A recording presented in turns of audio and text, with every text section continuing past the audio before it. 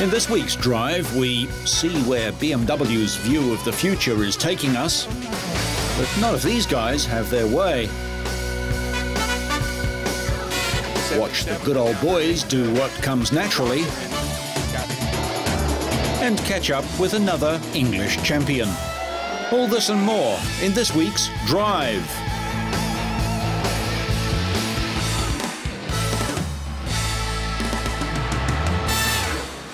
The Monaco Grand Prix is called the Jewel in the Formula One crown, and for a second year in a row there were real diamonds on the grid.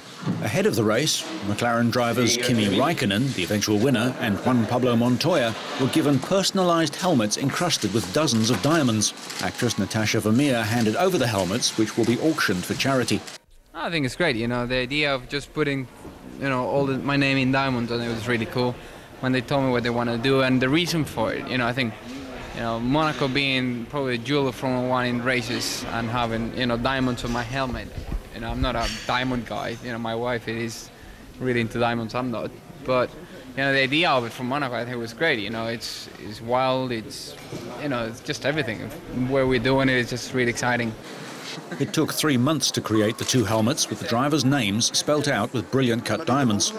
Each year, Raikkonen has a unique helmet just for Monte Carlo.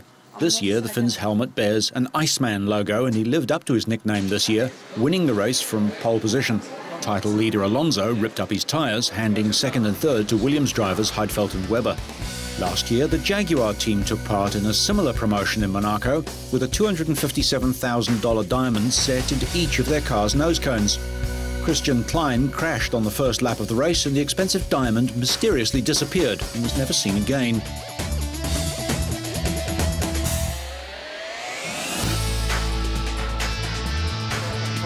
NASCAR moved to the short track in Richmond, Virginia, where teams run specially built short track cars. The race got off to a clean start. Richmond is one of only 3 short tracks on the schedule, but its high grip and resulting high speeds give the 3/4-mile oval the feel of a superspeedway.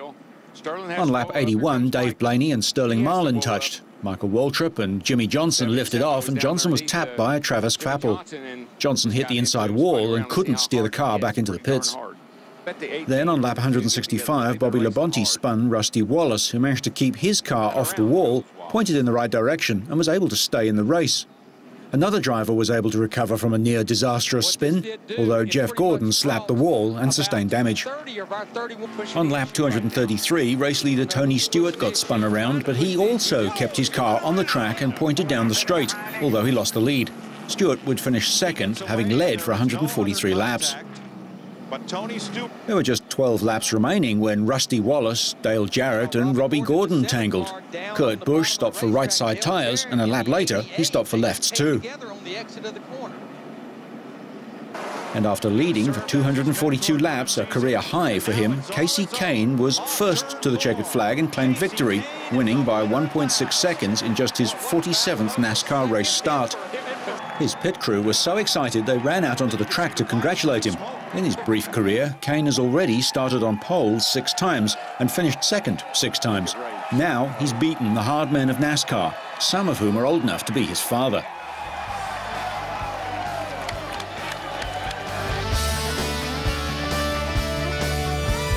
Six years ago, she was a model in Japan financing her skiing career, and then she was invited to pose at a racetrack. Despite being unable to drive, she was hooked on the noise and power of the cars and wanted more. After 6 years racing in France and Asia, 31-year-old Keiko Ihara is competing in the British Formula 3 Championship, the training ground for Formula One drivers.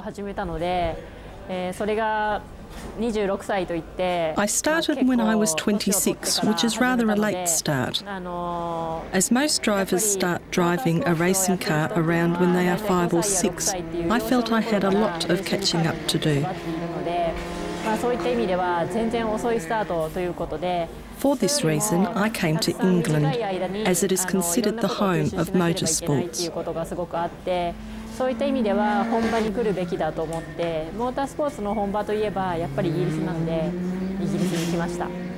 It took 4 years to save enough money, and her first race was in the Ferrari Challenge in 1999.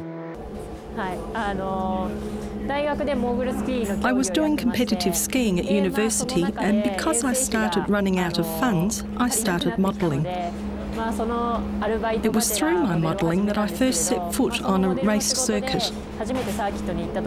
I was moved by the fabulous speed and sounds of motorsport, and that's when I felt that I wanted to start motorsports.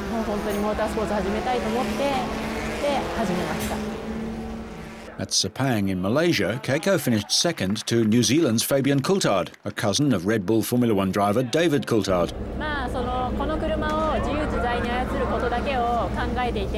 I only think about the total control of my car and, of course, tuning the settings.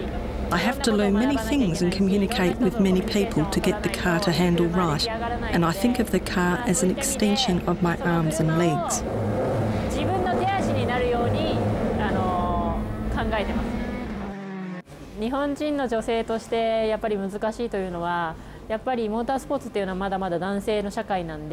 As motorsports is very much still a man's world, it is difficult mentally.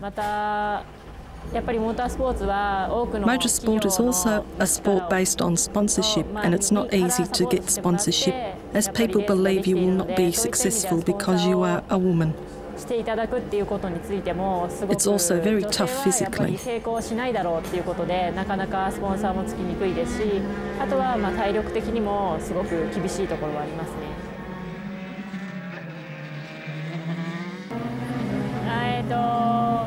The G-forces are all over your body. The neck is an especially vulnerable area, and so I train by lying on my side, put large weights on my head and then lift them to build my neck muscles up.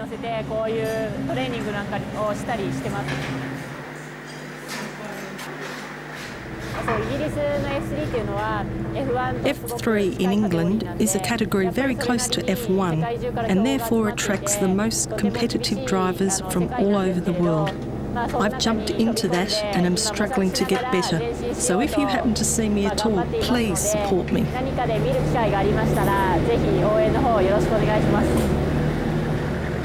Keiko has had an unusual path towards stardom. There have been several women drivers in Formula One, but their success has been limited. Only Italian Leila Lombardi and South African Desiree Wilson scored points in the 1970s.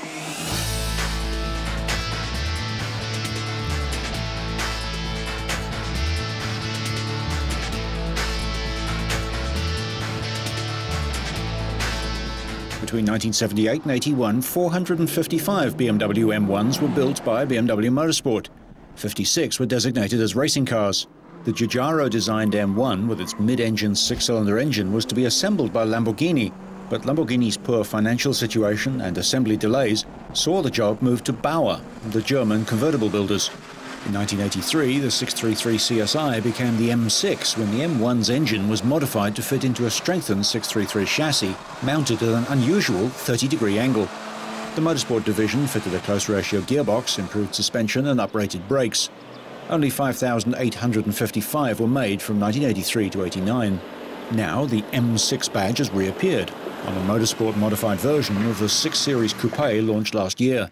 But unlike competitors, which usually have only 2 seats, the M6 is a traditional 2+2. The new M6 shares its drivetrain with the recently introduced M5, whose all-new V10 produces 507 horsepower. And this engine is mated to a 7-speed transmission. In the interests of improved responsiveness, the M6 takes the lightweight technology of the 645 Ci to an even higher level. The first car to feature a roof made of carbon fibre was the M3 CSL, a special model built in small, strictly limited series.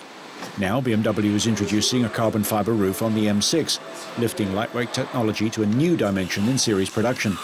This feature alone saves nearly 5 kilograms and contributes to the car's overall weight of 1,710 kilograms. Offering the same stability and crash safety as a steel roof, this carbon fibre material is much lighter than aluminium, let alone steel. The result is a significant reduction in weight and mass, lowering the car's centre of gravity, boosting performance and improving body stiffness. Like other 6 Series models, the new BMW M6 uses a hybrid construction of aluminium, thermoplastics and sheet moulding compound, or SMC. This mixture of materials delivers an extremely rigid yet light body structure. The front wings are made of thermoplastics, the doors and bonnet of aluminium, and the boot lid SMC. In an era of computer-controlled mass production and increasingly robotic assembly, it's refreshing to see so many humans involved in putting together the new cars. While this inevitably makes them more expensive, in reality the production volumes of M cars are quite low and spread across several models, including the M3 and M5, so the infrastructure of a dedicated robotic assembly line can't really be justified. BMW claim it's difficult to find any genuine competitors to the M6, since all the other more or less comparable cars are either all-out super sports cars or are sporting sedans far inferior in terms of agility. So, given that the car's power-to-weight ratio is even better than on the M5, as well as its unique handling, and this with the everyday driving qualities of a large coupe, the engineers at BMW M claim that the new M6 is in a class of its own.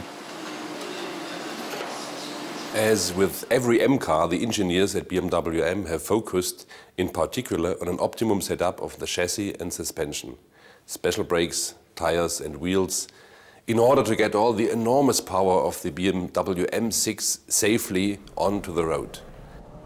The M6 shares its supreme power unit with the M5. Ever since being introduced in the M5, this engine has been acknowledged as the absolute benchmark, just as the M5 is the epitome of the sports saloon. Carbon is an extremely light, but at the same time very stiff material. Obviously, precisely qualities of this kind are ideal for optimizing the roof of a car. That is the highest point of the body.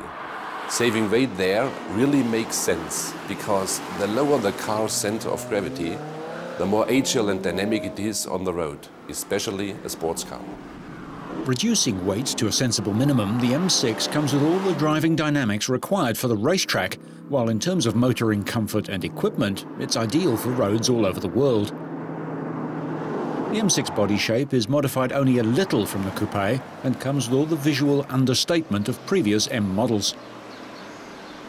In most cases, the casual observer would be hard-pressed to pick out an M car unless a standard version was parked nearby. The 6 Series is a wonderful coupe. We made an M out of it. We opened the front for the big engine. We optimized the downforce in front and in rear. We opened the wheels for the big brakes, and that's how we made an M out of it. Like its predecessor, the new M6 resets the sports GT benchmark with supercar performance, dispatching the 0 to 100 km/h sprint in 4.6 seconds and achieving a limited top speed of 250 km/h. If de-restricted, the M6 would be capable of a 320-plus terminal velocity. During tests at the Nürburgring Nordschleife circuit, the new M6 regularly clocked 8-minute lap times, a Grand Prix winning pace of just a few years ago. The 5-litre engine ensures that the new M6 maintains the M-car tradition of breaking the 100 brake horsepower per litre benchmark. The 90-degree V10 aluminium silicon alloy engine block is extremely light yet robust and weighs just 240 kilograms. The chassis of the new M6 permits lateral acceleration in excess of 1 G. To cope with such forces, the V10 engine has a special oil system that, from 0.6 G of sideways load, activates one of 2 electronic oil pumps to draw oil from the cylinder head and deliver it back to the sump to ensure perfect lubrication even in the most extreme situations. Masterminding the engine is one of the most advanced engine control systems ever developed. The control unit can handle more than 200 million operations per second from over 50 incoming signals. Each of the 10 cylinders has its own throttle butterfly, with its position being monitored 200 times per second. The butterflies can move from closed to fully open in 120 milliseconds, about 3 times faster than the blink of an eye.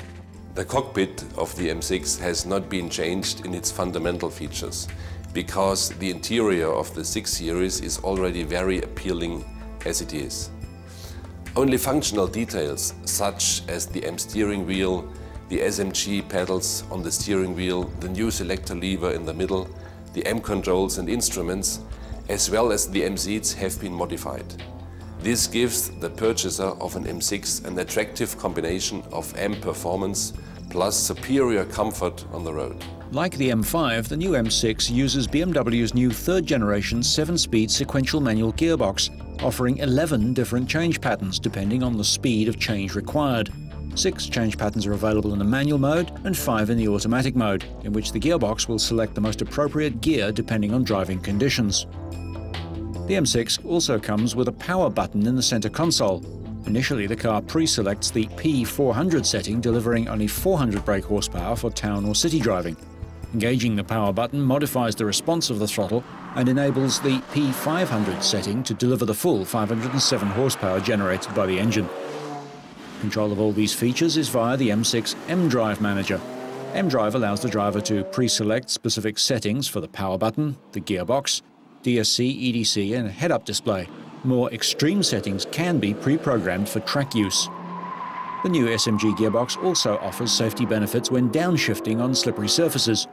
If it detects the rear wheels locking up, the clutch opens for a fraction of a second to ensure traction is maintained. Hill detection is another feature. In automatic mode, the gearbox recognizes that the car is traveling on an incline and holds gears uphill to maintain acceleration, and selects lower gears when going downhill to make the most of the available engine braking. There's a world of difference between old and new as the M6 rushes into the 21st century. For example, the latest M6 has a new version of the head-up display which projects driver-focused information, such as engine speed, gear selected and road speed, into the driver's view, avoiding the need to look away from the road ahead. The new car goes on sale later this year. All you need is €106,000.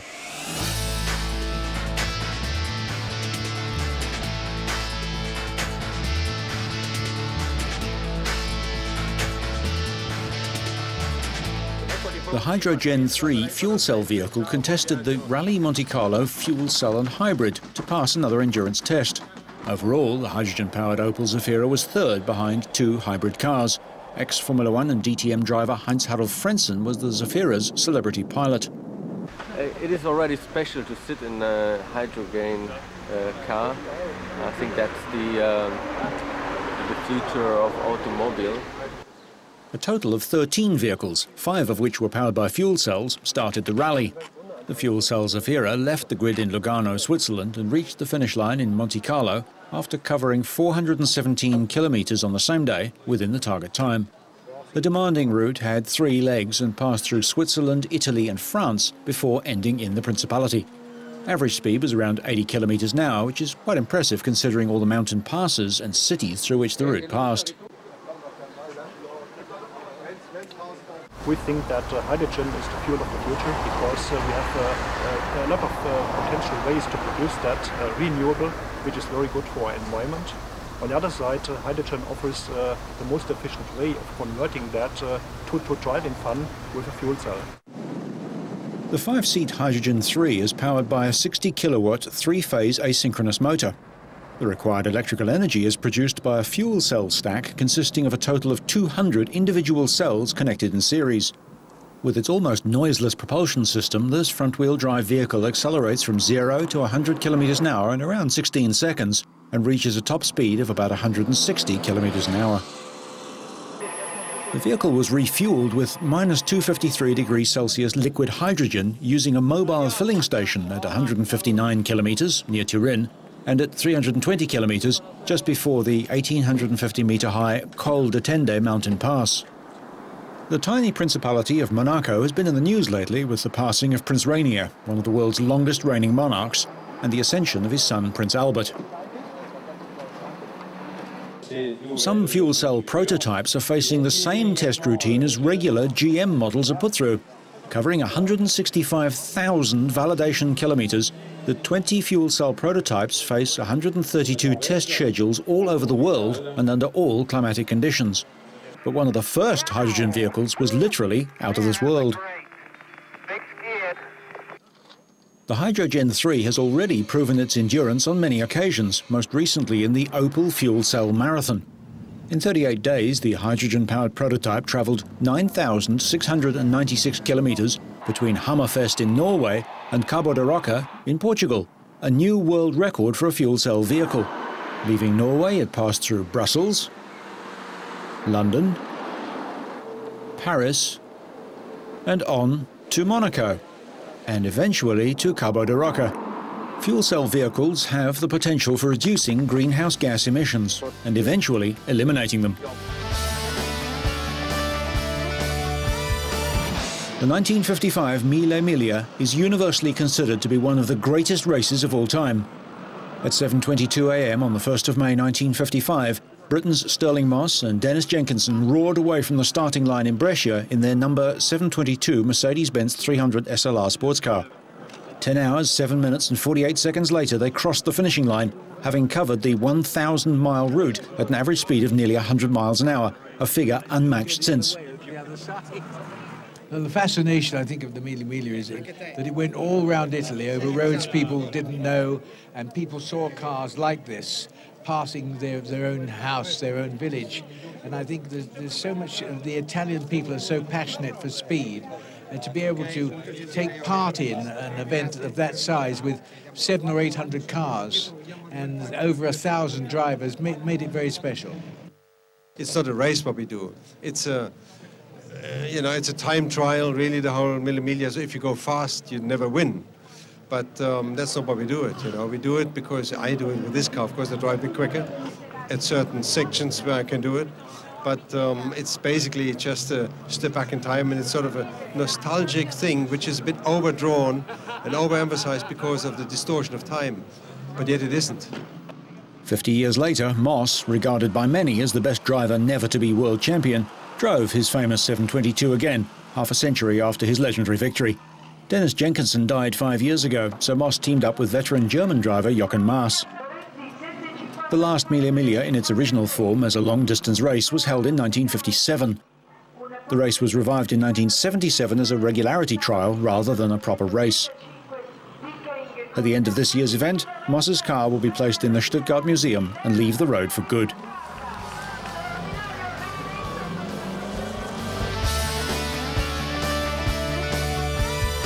The stunts can be seen in Hollywood movies, but away from the glitz and the glamour, there's a group of people who take great pleasure in proving their worth as car rollers. Tony Green won the British Championship in 2004. You need a lot of bottle, and you just need to put your foot down hard. There's no real secret. You hit the ramp. Once you've left the ramp, it's pretty much the car goes where it goes. After that, you've got no control on it. It's just picking the right car, bit of power, and looking nice. The ramp itself is small and not an easy target to hit, particularly when accelerating out of a bend. In fact, missing the ramp is the greatest fear of the drivers. Such an error brings great ridicule from other drivers and the crowd. The actual roll is judged on distance, elevation and style, and crowd applause and reaction. Despite his experience and winning habit, Green didn't live up to expectations. Unfortunately for the defending champion, he landed back on his wheels and didn't achieve the rolling distance he was looking for. And yes, that's a rare Lancia Monte Carlo he's trying to destroy.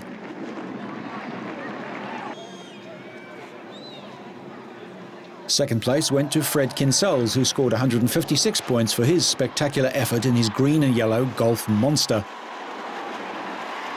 Kinsels looked a good bet for victory, but Chris Woods delivered an even more spectacular effort. Woods sent his car rolling nearly 3/4 of the way down the track, much to the delight of the crowd, who helped raise his score to 206 points, enough for a comfortable victory over Kinsels and Carl Bicknell, who was third with 88 points. But what's the key to the sustained interest in this event? For the drivers, I really couldn't say. I think the bravado of it and to do something completely different. But for the crowd, as you've seen yourself, it's just the sheer spectacle. You won't see this outside of a Hollywood film. All in all, another successful British rollover championship. Woods is expected to be back to defend his title in 2006. But for now, though, he's the toast of South London. So whether you're playing with your new toy, living your dream, or reliving a glorious past, so you stay on track and up to speed, make sure you catch next week's Drive.